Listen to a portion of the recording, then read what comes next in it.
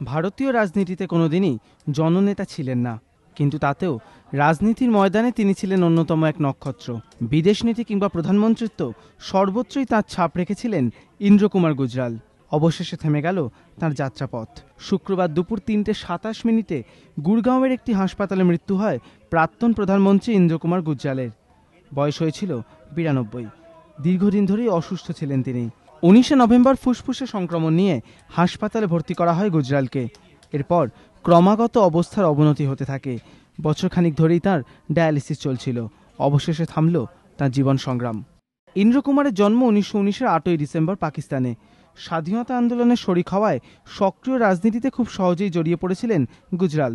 উচ্চশিক্ষায় শিক্ষিত গুজরাল শুধুমাত্র একজন রাজনৈতিক কুশলীন হিসেবেই নন, শিক্ষক ও কবি হিসেবেও সুখ্যাতি কুড়িয়েছিলেন। ১৯৮০-র শেষে কংগ্রেস থেকে জনতা দলে যোগদান করেন আইকে। ১৯৮৯ সালে ভিপি সিংহের সরকারে ছিলেন বিদেশমন্ত্রী।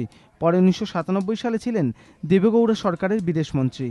১৯৯৭ সালে ২১শে এপ্রিল থেকে ১৯৯৮ সালে ১৯শে মার্চ পর্যন্ত প্রধানমন্ত্রী পদে ছিলেন আইকে গুজরাল। পরিবারের পক্ষ থেকে জানানো হয়েছে, শনিবার দিল্লিতে আইকে গুজরালের অন্ত্যেষ্টিক্রিয়া সম্পন্ন হবে। প্রাক্তন প্রধানমন্ত্রীর মৃত্যুতে ৭ দিনের রাষ্ট্রীয় শোক ঘোষণা করেছে কেন্দ্র। এবিপি আনন্দ।